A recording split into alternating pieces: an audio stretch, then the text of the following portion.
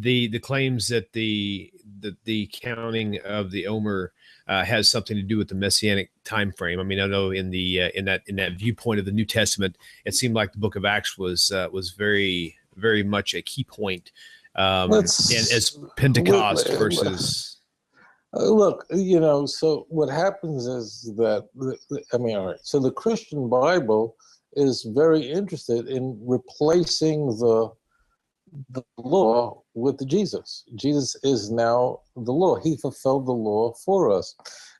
One of the things about the book of Acts of the Apostles, and although it's called Acts of the Apostles, we don't know who wrote it, but we just know whoever wrote Luke wrote Acts. It's called the Acts of the Apostles, but in reality, it's about two people. It's about Peter and Paul. And by the time we get to the end of chapter 10 of Acts, we're done with Peter. It's going to be all about Paul, and it's about Paul's understanding is the one that's going to be vindicated. Whoever wrote Acts wanted to lift Paul up. His writings are different, do not comport with Paul's writings. There's always a great question if the author of the book of Acts ever read the letters of Paul, but that's not germane to our question right now.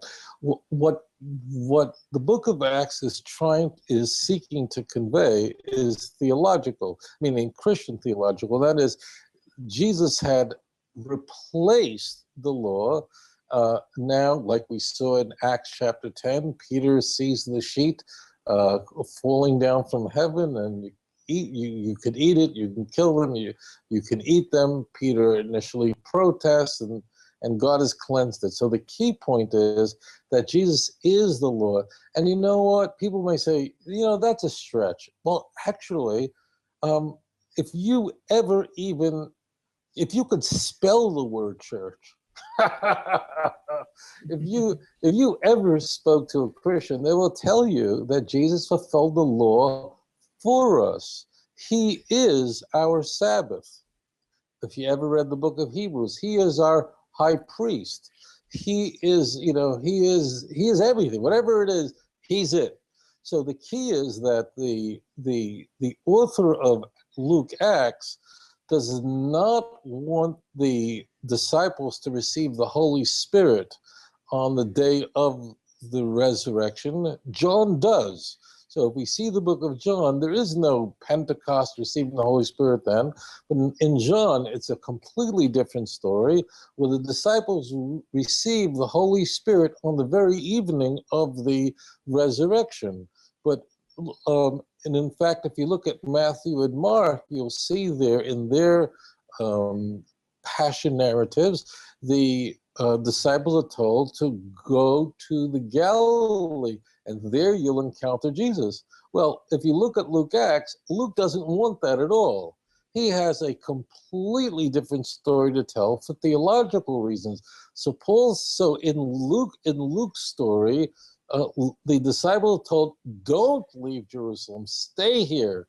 Well, so that's in complete contradiction to Mark and Matthew. But what I'd like you to do is, instead of saying, look, the New Testament contradicts each other, I really want to avoid that. But what I'd rather do is focus on is that each of these gospels had a different theological outlook on how Christianity was to develop. There was an enormous amount of inner fighting among Christians of how Christianity should be understood, how it should be celebrated.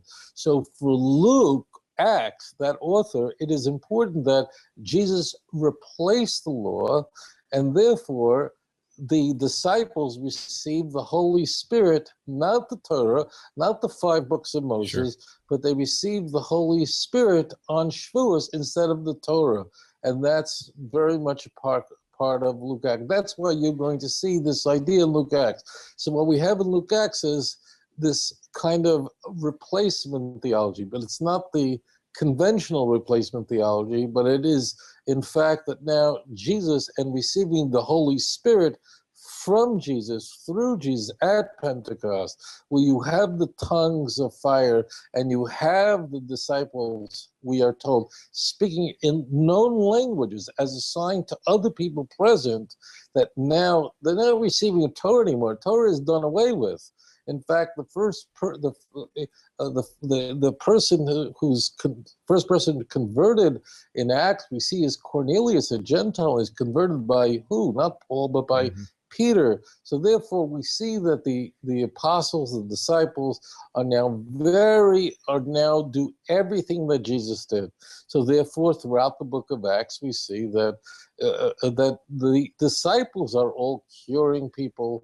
If you just walked even in the shade of one of the disciples, you'd be cured. They'd look at you, they'd blink at you.